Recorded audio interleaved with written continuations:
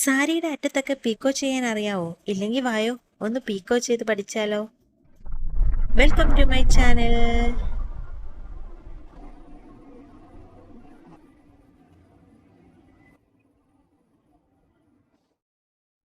ഈ പീക്കോ ചെയ്യാന്ന് വെച്ചാൽ ഭയങ്കര റേറ്റ് ഒക്കെ മേടിക്കുന്ന കടകളൊക്കെ എനിക്കറിയാം കേട്ടോ. അപ്പം ഞാനും വിചാരിച്ചു ഇത്രമാത്രം പാടാണോ ഇതൊക്കെ ചെയ്യാൻ? പക്ഷെ സിമ്പിളാട്ടോ. ഈ മിഷൻ വന്നപ്പോഴാണ് ഇതൊക്കെ ചെയ്ത് നോക്കിയാലോ എന്ന് എനിക്ക് തോന്നിയത്. അതുകൊണ്ട് തന്നെ നമ്മൾ ഇന്ന് പീക്കോ ചെയ്യുന്നത് ഉഷയുടെ അല്ലുരി DXL എന്ന് പറയുന്ന ഈ മോഡൽ മിഷനിലാണ്. അപ്പോൾ അതിനുവേണ്ടി നമുക്ക് വേണ്ടത് നമ്മുടെ സാരിയുടെയോ അല്ലെങ്കിൽ ദുപ്പട്ടയാണോ ഏതാണോ നമ്മൾ ചെയ്യാൻ എടുക്കുന്നത് അതിൻ്റെ കറക്റ്റായിട്ടുള്ള ഒരു ത്രെഡ് വേണം. ഞാനിപ്പോൾ സെയിം ത്രെഡ് ഇടാം കേട്ടോ. പീക്കോ ചെയ്യുന്നത് ഡിഫറെൻറ്റ് കളറിലിട്ടും ചെയ്യാറുണ്ട്. ഇപ്പോൾ ഫ്രോക്കിൻ്റെ ഒക്കെ അറ്റത്താണെങ്കിൽ വൈറ്റ് ഒക്കെ ഇട്ട് ചെയ്യാറുണ്ട്. അപ്പോൾ ഒന്ന് പ്രൊജക്റ്റ് ആയി നിൽക്കും അതിനു വേണ്ടിയാണ്. പക്ഷേ എനിക്കിവിടെ സെയിം കളർ മതി. അതുകൊണ്ട് ഞാൻ എൻ്റെ സാരിയുടെ അതേ കളർ ഒരു ത്രെഡ് എടുത്ത് നമ്മൾ ബോബിൻ കേസിൽ ചുറ്റി കൊടുക്കുവാണേ. അപ്പം നമ്മുടെ ബോബിൻ കേസിൽ ത്രെഡ് നന്നായിട്ട് ചുറ്റിയതിന് ശേഷം നമ്മൾ ബോബിൻ ഇട്ട് കൊടുക്കുകയാണേ. കേസിലോട്ട് ഇട്ട് കൊടുത്തിട്ട് നമ്മൾ സെറ്റ് ചെയ്ത് കൊടുത്തേ.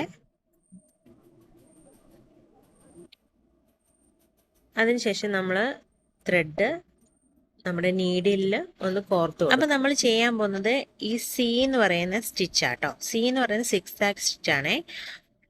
അപ്പോൾ അതിൻ്റെ ലെങ്ത്ത് ഞാനിപ്പം 1നും 2നും ഇടയിലേക്ക് വയ്ക്കുക. ഈ 3യും 4യും ഒക്കെ ആകുമ്പോൾ നല്ല ലെങ്ത്തിലാണ് നമുക്ക് കിട്ടുന്നത്. നമുക്ക് അത്ര ലെങ്ത്ത് വേണ്ട. അതുകൊണ്ട് നമ്മൾ 1നും 2നും ഇടയ്ക്ക് വെച്ചു. സെലക്ടർ നമ്മൾ സെറ്റ് ചെയ്ത് സിയിലോട്ട് മാറ്റി കൊടുക്കണം. ടെൻഷൻ നമ്മൾ അഡ്ജസ്റ്റ് ചെയ്യേണ്ട കാര്യമൊന്നുമില്ല. ഇപ്പോൾ എൻ്റെ ടെൻഷൻ കിടക്കുന്നത് 4 ആണ്. അത് തന്നെ കിടന്നാൽ മതിയാവും. അതിനുശേഷം നമുക്ക് സ്റ്റിച്ച് ചെയ്യാനായിട്ട് തുടങ്ങാം. അതേ, അപ്പം നമ്മുടെ അറ്റം ഇങ്ങനെയാട്ടോ സാരിയുടെ ഇരിക്കുന്നത്. അതെങ്ങനെയാണ് പീക്കോ ചെയ്ത് കഴിഞ്ഞിട്ടെന്നുള്ളത് കാണിച്ചു തരാം. മെഷീനിൽ ഓൾറെഡി ഉള്ള ഫൂട്ട് നമുക്ക് റിമൂവ് ചെയ്തെടുക്കാം. അതിനുവേണ്ടി മുകളിലൊന്ന് പ്രസ് ചെയ്താൽ മതി, ഫൂട്ട് റിമൂവ് ആയി വരും. അതിനുശേഷം മെഷീൻ്റെ കൂടെ തന്നെ കിട്ടിയ കുറേയേറെ ഫൂട്ടുണ്ട്. അതിനകത്തുനിന്ന് പീക്കോയുടെ ഫൂട്ട് സെലക്ട് ചെയ്യണം. ഇതാണ് നമ്മുടെ പീക്കോയുടെ ഫൂട്ട്. ഇങ്ങനെ അറ്റം ഒന്ന് ശകലം വളഞ്ഞിരിക്കുന്ന ഫൂട്ടാണ്. അതിനുശേഷം നമുക്ക് ഫൂട്ടൊന്ന് സെറ്റ് ചെയ്ത് കൊടുക്കാം. അതിനുവേണ്ടി നമ്മൾ നേരെ മുകളിലേക്ക് വെച്ച ശേഷം മുകളിലത്തെ ഈ പെഡൽ ഒന്ന് താത്തു കൊടുക്കുക. അത് കറക്റ്റായിട്ട് താത്ത് കഴിഞ്ഞാൽ അതിനകത്ത് ഈ ഫൂട്ട് സെറ്റ് ചെയ്ത് കയറിക്കോളും. ഇപ്പം നമ്മളത് പൊക്കിയാലും ഫൂട്ട് അതിനകത്ത് കറക്റ്റായിട്ട് വീണിട്ടുണ്ട്.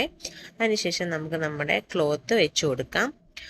ആദ്യമേ നമ്മൾ ക്ലോത്ത് വെച്ച് കൊടുക്കുമ്പോൾ ആദ്യമേ വീഴുന്ന സ്റ്റിച്ചിൽ നമുക്ക് പീക്കോ കിട്ടില്ല. ജസ്റ്റ് ഒന്ന് മടക്കി വെച്ച് കൊടുത്താൽ മാത്രമേ നമുക്ക് ആ പീക്കോ കറക്റ്റായിട്ട് കിട്ടത്തുള്ളൂ. അതിനുവേണ്ടി നമ്മൾ തുണി കുറച്ചല്പം മുകളിലോട്ട് കയറ്റി വെച്ച ശേഷം ചെറുതായി ഇതുപോലെ ഒന്ന് മടക്കി കൊടുക്കണം. മടക്കി കൊടുത്തു കഴിഞ്ഞാൽ കറക്റ്റായിട്ട് നമുക്ക് ആദ്യം മുതൽ തന്നെ നമുക്ക് ആ പീക്കോയുടെ സ്റ്റിച്ച് കറക്റ്റായിട്ട് വീഴുന്നതാണേ. ഇല്ലാന്നുണ്ടെങ്കിൽ കുറച്ച് ദൂരം നോർമൽ സ്റ്റിച്ച് വീണതിന് ശേഷമേ പീക്കോയുടെ സ്റ്റിച്ച് കറക്റ്റായിട്ട് ഇങ്ങനെ ഉരുണ്ട് വരത്തുള്ളൂ. അതുകൊണ്ട് നമ്മളിങ്ങനെ ഒന്ന് തുണിയൊന്ന് മടക്കി കൊടുത്തു കഴിഞ്ഞാൽ ആദ്യം മുതൽ തന്നെ കറക്റ്റായിട്ട് ആ 6 ആക്ക് സ്റ്റിച്ച് നന്നായിട്ട് തന്നെ വീഴും. സിമ്പിളാണ് കേട്ടോ ഇത് ചെയ്തെടുക്കാൻ വേണ്ടി. ഇങ്ങനെയൊന്ന് വളച്ച് പിടിച്ചാൽ മാത്രം മതി. അത് നല്ല കറക്റ്റായിട്ട് ഫിനിഷിങ്ങോട് തന്നെ നമുക്ക് കിട്ടും.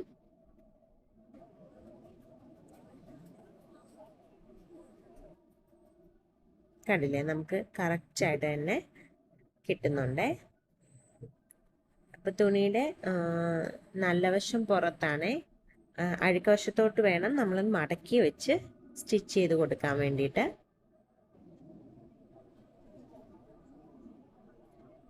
ഈ മിഷൻ നല്ലൊരു മിഷനാണ്. ഇതിൻ്റെ ഒരു പ്രോപ്പർ റിവ്യൂ ഞാൻ ഇടുന്നുണ്ട്. ഉടനെ തന്നെ ഇതിനെ പറ്റിയുള്ള എല്ലാ വിവരങ്ങളും ആ വീഡിയോയിൽ കാണും.